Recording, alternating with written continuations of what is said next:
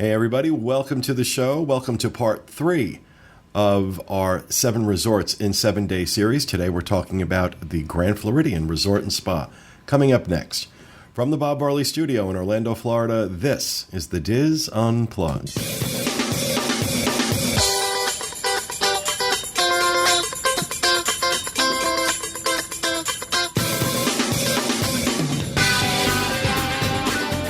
This is the Diz Unplugged, episode 780 for the week of February 18th, 2015.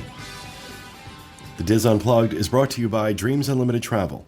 Let the experts at Dreams Unlimited help you to understand all your options when booking one of Disney's all-inclusive vacation packages.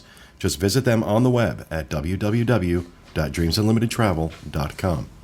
Hello, everyone, and welcome to the show. Coming to you from the Bob Varley Studio in Orlando, Florida. I'm your host, Pete Werner, joined at the table this week by my good friends Craig Williams, Jenny Lynn Knopp, Kathy Whirling, Corey Martin, our producer Dustin West back in the Nook, and joining us on Skype. What is it with you and the look? I don't know. Joining us on Skype, our good friend Will Perry in Indianapolis. So, Grand Floridian. This was an interesting day for me because I got a phone call early in the morning from Best Friends Pet Care, which is where I had put my dog Abby while we were doing this. It was just going to be too much having her here and running back and forth. So I figured it'd give me an opportunity to check out Best Friends Pet Care. And they called me to tell me that she apparently had worms. And I had to get her to the vet. And, fortunately I live here, so I can use my vet. So I understand their vet is very expensive if you have to go to their vet. So this ended up kind of being an all-day thing for me. And since I didn't have my car, I rode with Dustin. He was carting me back and forth. So neither one of us were actually... I was there long enough to check in. And this is one thing I want to mention about the check-in process. Well, you know what? Let's do a little background, and then we'll get to that. But some details about the resort opened June 28th, 1988, inspired in part by the Hotel Del Coronado in San Diego, California. And the Hotel Del is gorgeous if you've never seen it. It's absolutely breathtaking. So you take a look. For those of you watching on video, we have this picture of the Hotel Del. Looks exactly like the Grand, except it's considerably older, and very famous. Tony Curtis, the movie with Tony Curtis and Dreg. Some Like It Hot? Some Like It Hot. Part of it was filmed there. Oh, okay. I didn't realize that. A number of movies have been filmed there. Gorgeous, gorgeous, gorgeous, gorgeous hotel, and very haunted. Very haunted. 842 rooms make up the Grand, making it one of the larger deluxe resorts on property, with about 400 square feet for those rooms. There are also 25 suites, and some of those suites at this resort are amazing. And there are also 147 villas and studios as part of the Disney Vacation Club. Unfortunately, I was not able to get us one of the Vacation Club rooms for this trip, this coverage. I tried very hard to get something over there and couldn't. And the other thing that shocked me, one of the ones we wanted to do this time, that I couldn't because I could not get a room, Saratoga Springs. I could not get, and everybody says that. Yeah. I was like, really? That's and always available. I tried for a while. Like every day I would check back. I couldn't get anything in Saratoga. Don't know why. Beginning of January. The word's out. Maybe it was the marathon. I think it had to do with the marathon because the marathon was going on the weekend that we were there. And it seems like DVC members really love the marathon. And so the DVC resorts in particular were just nuts during that weekend. So that could have been why. But, we tried to do Saratoga Springs, but I couldn't get a room. So the villas at Grand Floridian have 147 villas and studios. And from what I understand, they are absolutely stunning. Oh, They are. they're magnificent. And so before we get into the rest of it, let's go ahead. We have a little package put together, a little video package put together, overview of the resort. So let's go ahead and take a look at that now.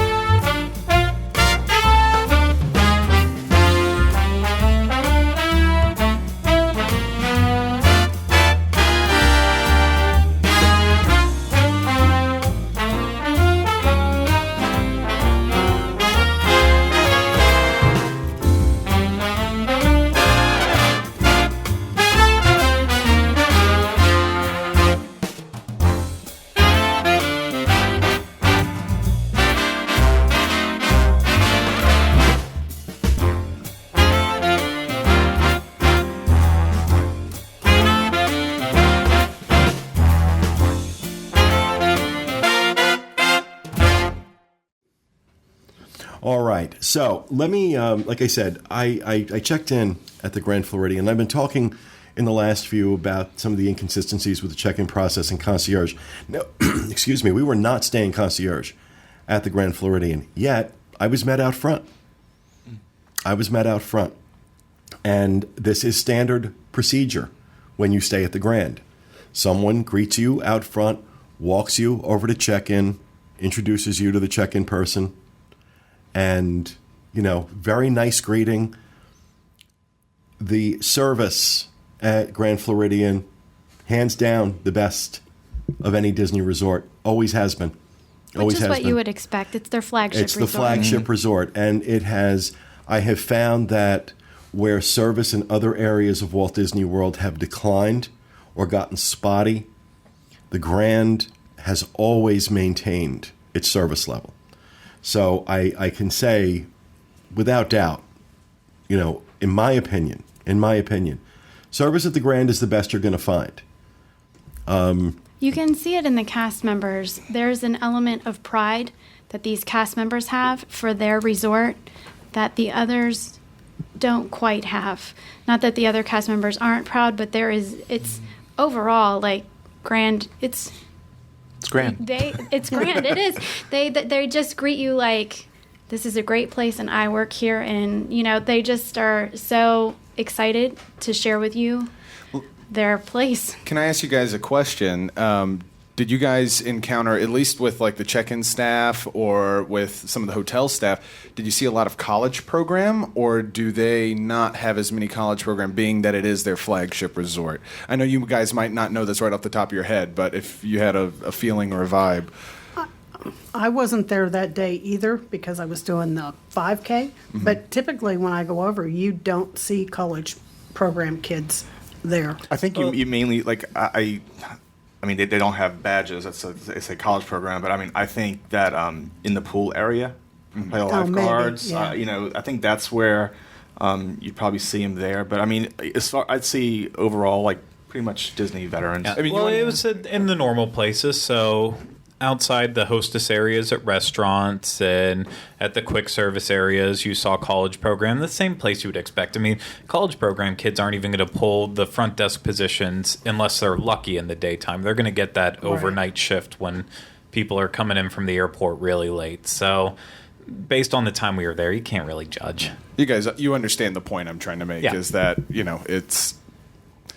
it's on a different level. Yeah, it's on a different level of service. This is one of the resorts that, a lot of people ask about, rooms that can sleep 5. This is one of the resorts that can sleep 5. Mm-hmm. 2 queen beds and a day bed. So you can put 5 people at the Grand Floridian. Talk to me, guys, about the room that you had. One thing I love about the room, I mean, the Grand is elegant regardless, so you expect that when you go into the room, but it was simple elegance. It wasn't, just by certain things being glossy and like just the color patterns and the detail on the wallpaper. It was elegant, but it didn't hit you upside the head with it. Well, and it's a step up from what it used to be. The last time I stayed there, I think I called it kind of like staying at grandma's room. It was very, very old, but this does have...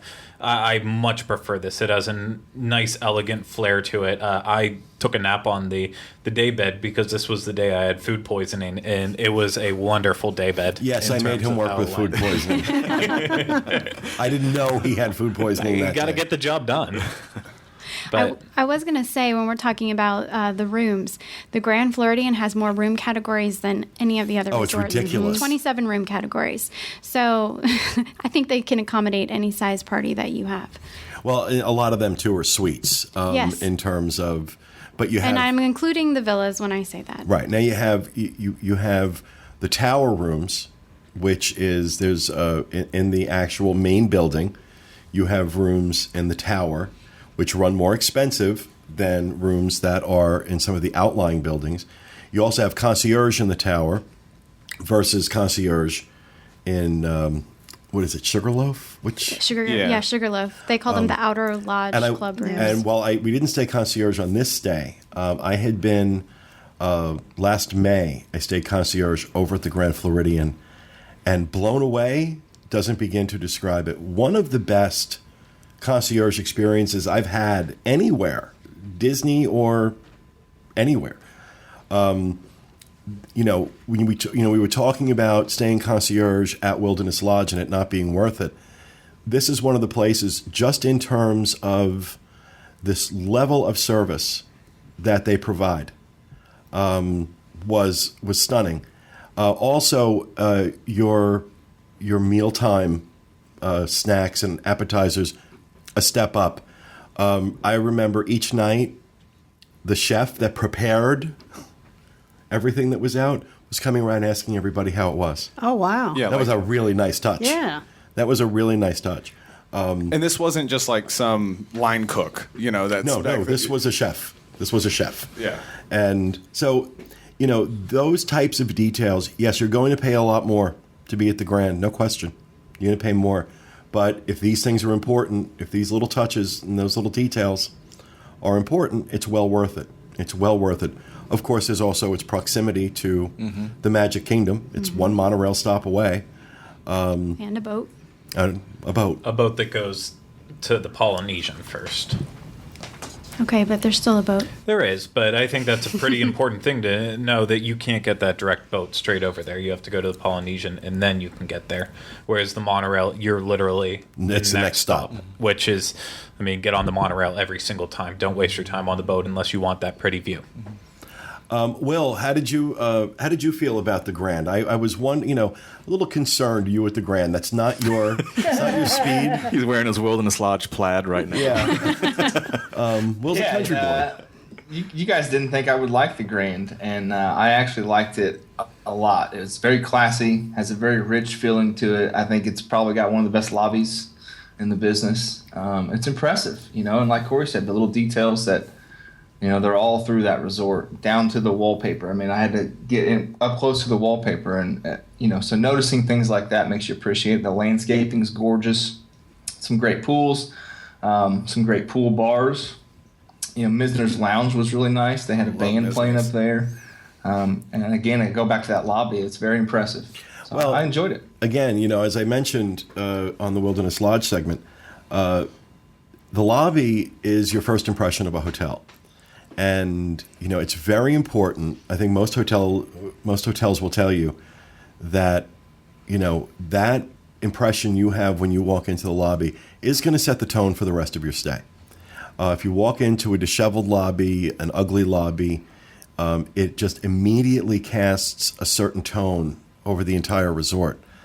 And there's a wow factor walking into the Grand Floridian that is hard to beat. Well, I would say that's almost a drawback for me, because when you walk into the Wilderness Lodge, you have a wow factor for sure. And it feels very welcoming and homey. Depending on who you are, the wow factor of the Grand Floridian can actually be intimidating, and you feel like, I don't Exactly. belong here. I'm glad you mentioned that, because that has always been one of my big problems with the Grand. And you know what? It's not because the staff is stuck up No. Right. or It's throwing not. attitude or anything like that, or the other guests or anything.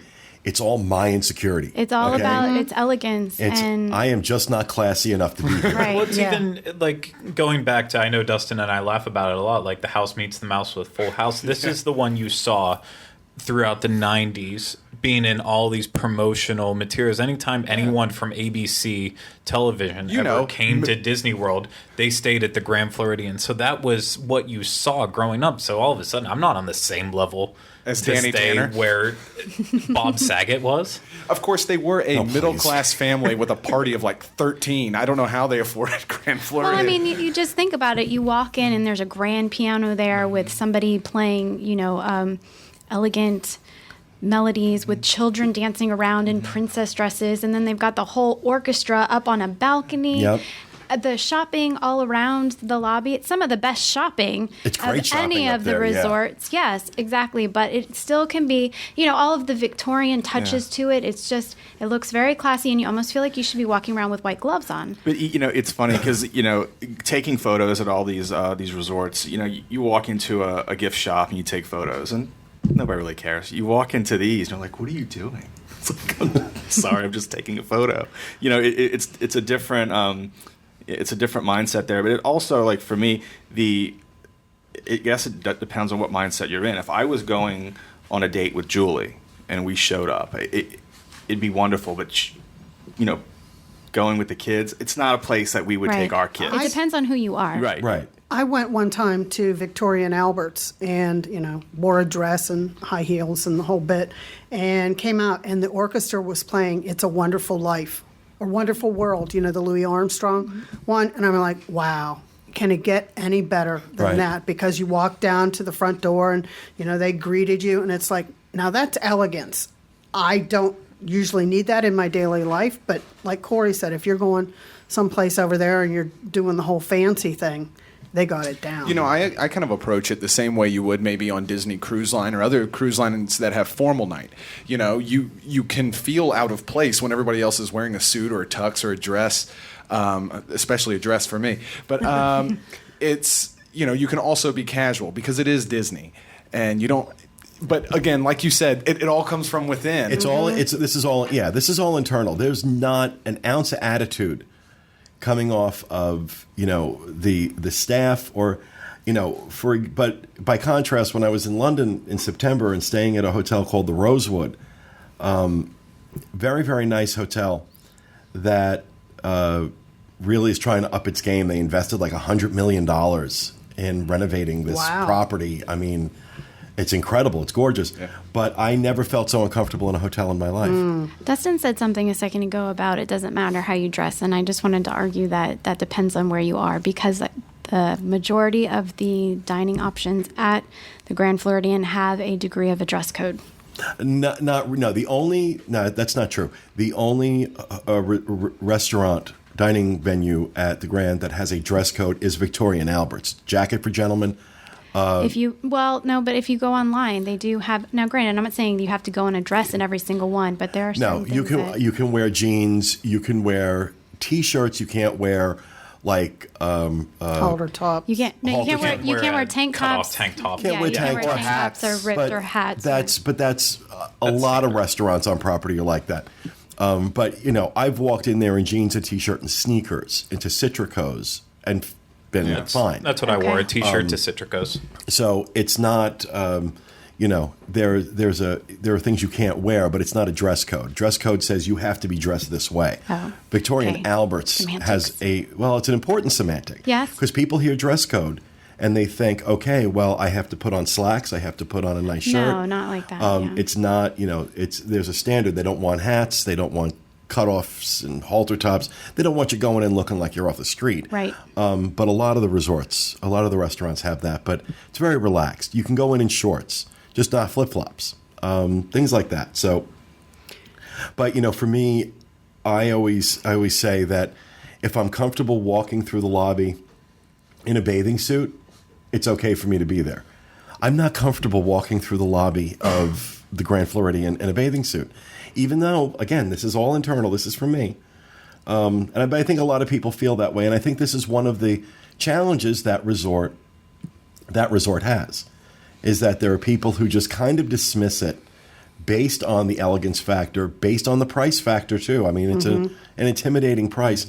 Not hard to spend $500 a night for a standard garden view room at the Grand Floridian.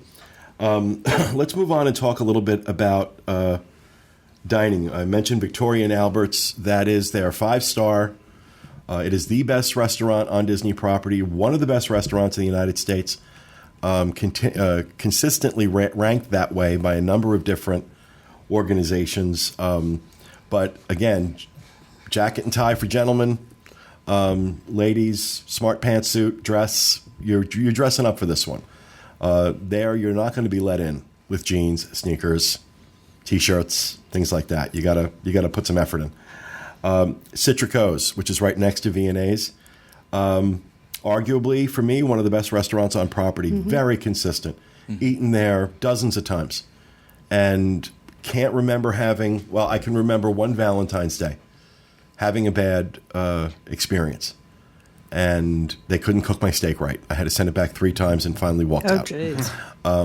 But outside of that, never had a problem there. It's consistently one of the best restaurants on property. We had dinner there that night, and I have to say that our dinner, I know mine, it was wonderful. I mean, in contrast to Artist Point that we had the night before, it was almost night and day. From my experience, maybe because we were eating earlier or it didn't take 3 hours. My food came out. Service is always it great. Was, yeah.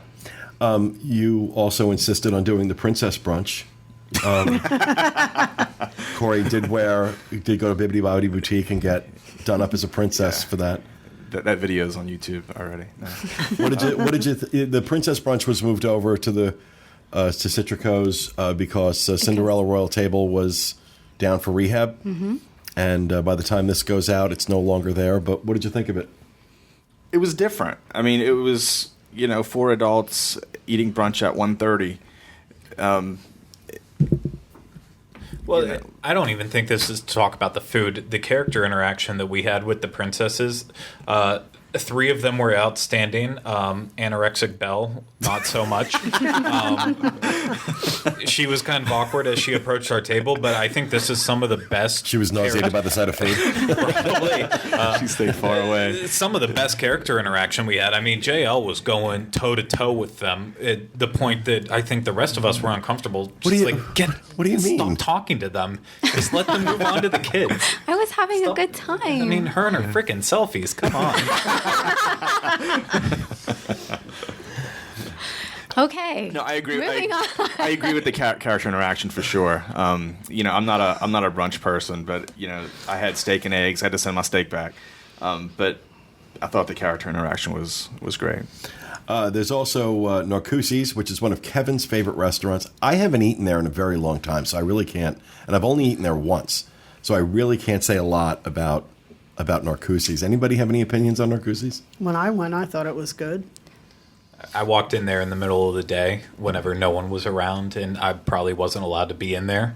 And it felt like a restaurant from like the mid 1990s that just hadn't been updated. I've heard the best things about the food there. The food is great. In terms of the atmosphere inside, it kind of caught me off guard that this was such an elite restaurant on Disney property. But it's got one of the best the locations. view. I was Just gonna looking out say. the windows, I could have sat there. That's a heck of a place to watch the And fireworks from. when the fireworks are starting because the entire restaurant empties out and everybody goes in the balcony. Yeah, there's a porch out in front of Narcoossee's where you can watch the fireworks.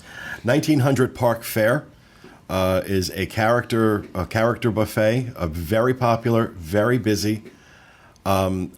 It's been a while since I've eaten there, but I've eaten there a few times. I was never overly impressed with the food.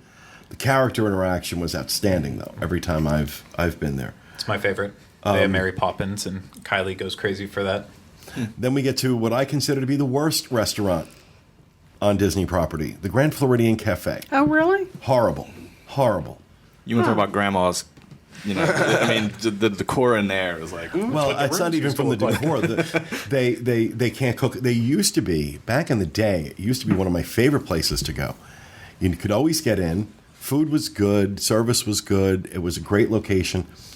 But I'm going to say for the past 10 years, and I go back to these places just to see if, I just had a bad day or, if there's something. This is consistently bad. I don't think Kevin's ever given it a good review. And on this, he and I, we don't always agree. His review of things and mine don't always match. But on this one, I'm with him 100%. Grand Floridian Cafe. Did anybody eat there that day? Not that day, but I've eaten there. I mean, We ate there for the fam, didn't we? Were you with my... Okay, I was with a group that ate there for the fam, and I actually had a really good fairly experience. recently. I mean, it was okay. Well, I haven't eaten there in a while, so. Well, they just had a really cool vegan option that worked out for me, and I Steak? thought was delicious. Yeah. That's the place that they have the burger with the lobster on top that I thought sounded weird, but actually tasted pretty good. To me, it sounds more like along the lines of like the Captain's Grill over at the yacht club. It's just kind of that lobby, more casual restaurant. It's not the dining experience. It's just anybody can get in, and it's an easy reservation to get. And so we're not really gonna. I mean, again, I've never eaten there, so I can't comment on the food. But this is what you're making it sound like. Then you've got the Garden View Lounge, Misner's Lounge. as far as the bars are concerned. To tell you the truth, I think Grand Floridian really comes alive at night. There's a lot of options you can do. I mean, the Citrico's bar they have there, and then Misner's is always pretty much happening, especially with the band playing out there overlooking the whole atrium. So it's a good vibe. And during the day, the pool bar, the Beaches Pool Bar and Grill has some of the best craft beer on property. Really? The best. He just perked up.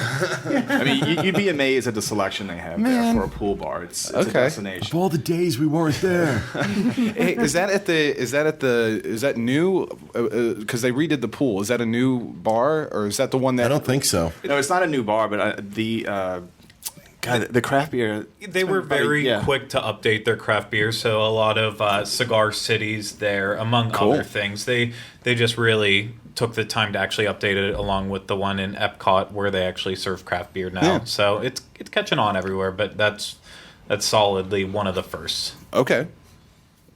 Gasparilla Island Grill, that's basically their food court, their quick service. And I've always found this to be very good. Again, credit to Disney for how far they have come with their counter service. I don't think there is a theme park in Orlando and possibly in the country that can hold a candle to Disney with counter service food. They really have upped their game significantly. they have. And, I hear people complain about it, and sometimes I have too, but then I go to another theme park like Universal or SeaWorld, or even Disneyland out in California. And boy, oh boy, it just ain't good. The good thing with Disney is I know that if I go to a quick service location, there's a few things that no matter what mood I'm in or no matter what I'm looking for, I'm always going to get something that's consistent. Like if I'm going to get a hamburger at a fast food place on all of Disney property, I know what to expect, and it is very consistent. Chicken, nuggets, pizza, all that stuff. It may not be the highest quality hamburger I've ever had in my life, but at least it's consistent, and I know what I'm expecting. There's a major problem with Gasparilla, and that is the arcade that's attached to it that is in the broom closet. It is the saddest thing. It's like, why even waste space? I don't think I ever. The more it does seem general. This isn't true across the board, but it does seem to me that generally speaking, the more expensive the resort, the smaller the arcade. Yeah. It just it's weird, but I think Contemporary bucks that, and so do Yacht and Beach, because Contemporary has a very large arcade, and the Yacht and Beach have a large arcade. But then you go to the All Stars, and those arcades are like massive. Well, they're looking at their audience. They're looking at who's there. But then kids stay at the Grand Floridian too. I guess it's also more acceptable to have arcades dinging and zipping and zinging in the lobby than it is at All Stars than it is at Grand Floridian. The games at one point used to be in the food court. It was Gasparilla Grill and Games. Oh, right? really? Yeah. So the games used to be in the whole seating area, and they kind of changed the name and they moved it into the broom closet. Yeah. What are your thoughts on the pool? The pool services at the Grand. The pool that is for kids that has the Alice in Wonderland water feature is probably one of, I think, the best themed pool areas, right up there with what I said about Wilderness Lodge a couple days back.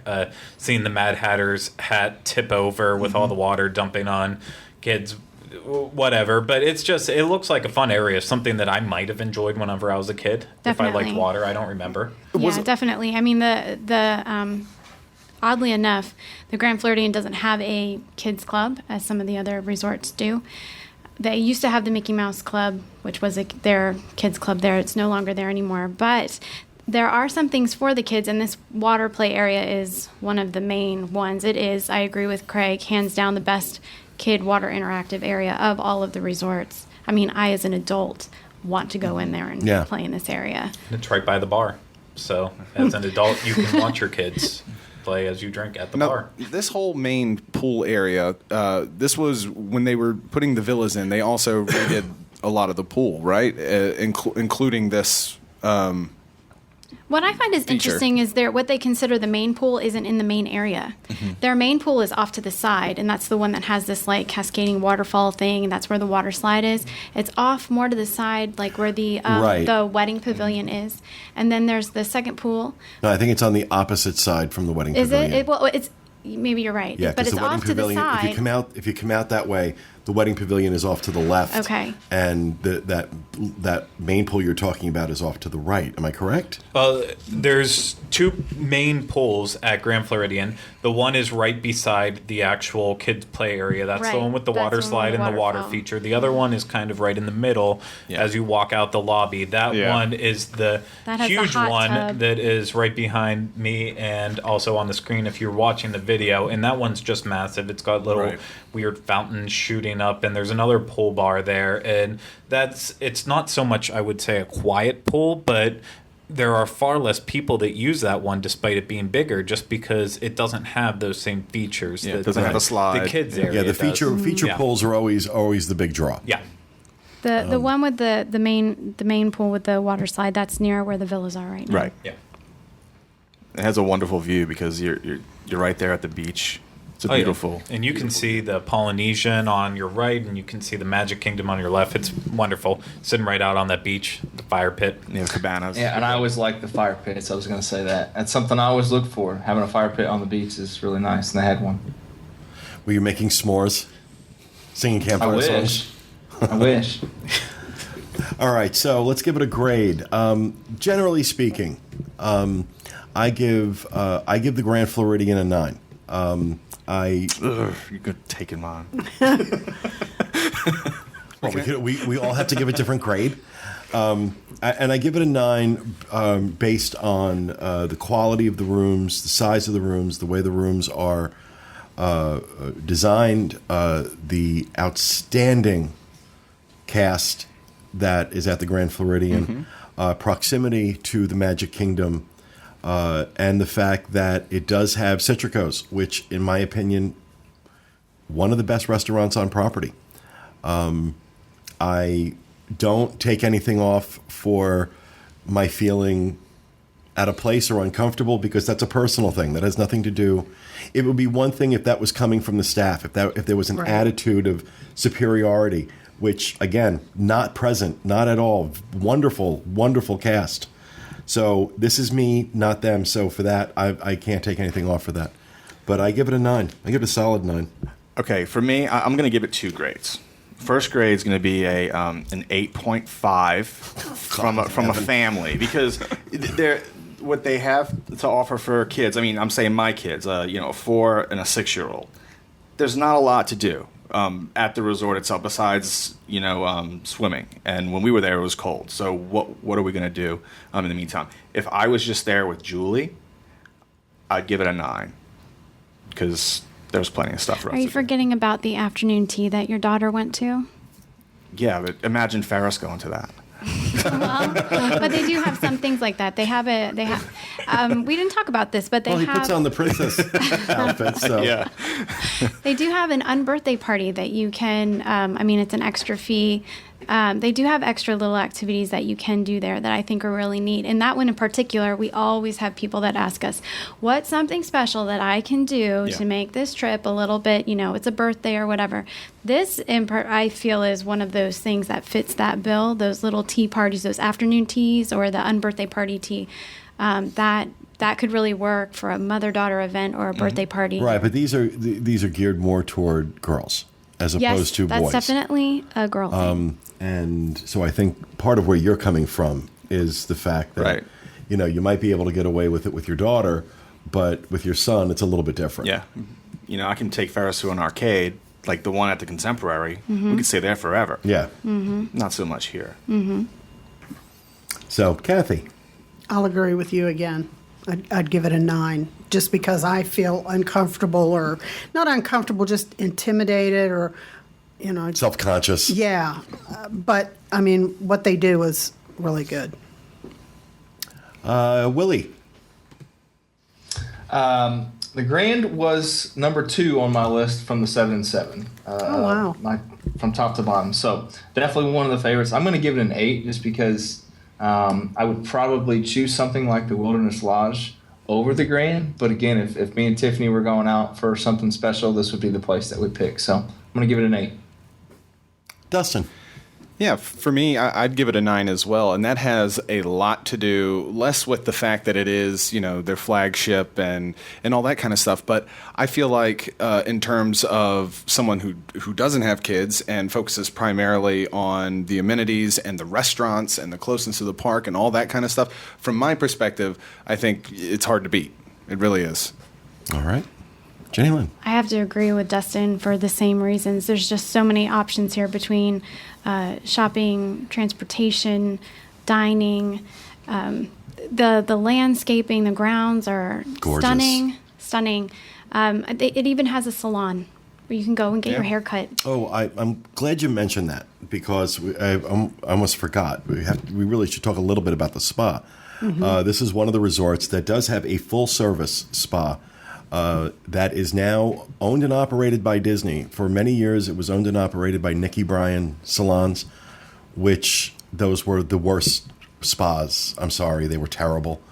And what was interesting is I was doing some research.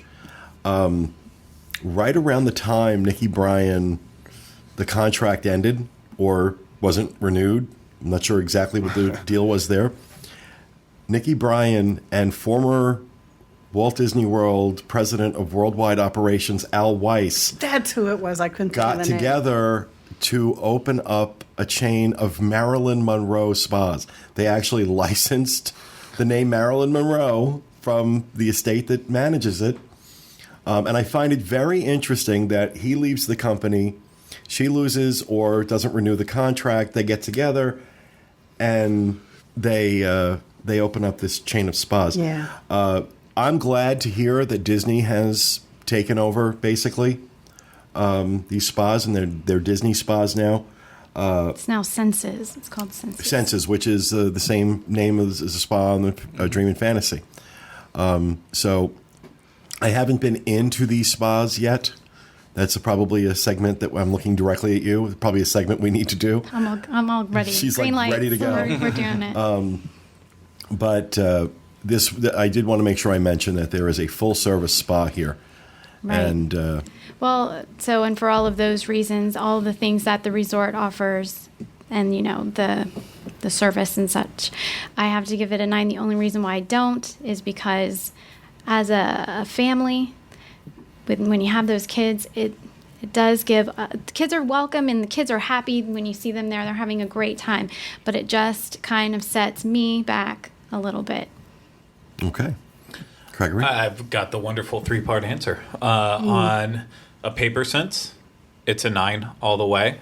Between the shopping, that it doesn't just have Disney shopping, it has stuff that you can get just right there. It's not all Disney merchandise. You can get anything there, basically, which is really nice. And all the other amenities we've talked about. The villas, I'll give it a solid 8 between the beautifulness of the rooms and then also the way they brought in Disney films like Mary Poppins and Dumbo into the entire design. It's wonderful. My aesthetic, though, I'd have to give the resort a 7. It's not that I feel uncomfortable there. It just doesn't visually appeal to me. See, I'm not that type of person. I agree. I think if you guys, honestly, were to see the Hotel Del Coronado, That would probably change it. and see what a brilliant job they did bringing that feel over. Difference with the Del Coronado is Del Coronado is very old world. It was built, I believe, in the early 1900s. A lot of dark wood. Doesn't have that same kind of lobby when you walk in. But I think that if on the aesthetic, see, I love the aesthetic. I love the way it looks like one of those old Victorian, beach resorts. And the Del's gorgeous. So you'll send us right now? Yeah. Let's go. Yeah. So, all right. So, interesting that the parents all talking about, the Grand from a slightly lesser perspective. And if you're doing it with kids now, for you, your kids are grown, but with your grandkids, how would you feel about it? That wouldn't be the resort I would take my grandkids to. See, and that's that's kind of the thread that I'm hearing You just feel here. a little bit nervous. Like if your child happens to get, away from you a little bit and runs off in the Wilderness Lodge, you're not as nervous as you are about that idea as you are at the Grand Floridian. And it's not that the people at the Grand Floridian are going to yell at you or treat you any worse. It's just something about the atmosphere that puts you a little bit more on edge. And, oh my goodness, you want to have the picture-perfect children in this setting, and we all know none of us have picture-perfect children. Well, you do. Well, You do. mine come pretty close. And I don't think there's anything Disney can do really about that. No. And because it's not something that they're failing at. It's not something Disney is creating, that Disney's doing something wrong. And as a result, some people feel uncomfortable at the Grand. I think it's just the nature of the place and, to some degree, human nature that, wow, I'm very self-conscious about what I'm wearing right now. Yes. And yes. so I think that's a big part of it. So very interesting. All right, that is going to do it for this episode of our 7 Resorts in 7 Days series. We'll be back with you again tomorrow, focusing on Disney's Beach Club Resort, one of my new favorites. Thanks, everybody, for watching. We hope you enjoyed it. Have a great time, great day, and my music is playing. Goodbye. I wasn't done, but okay.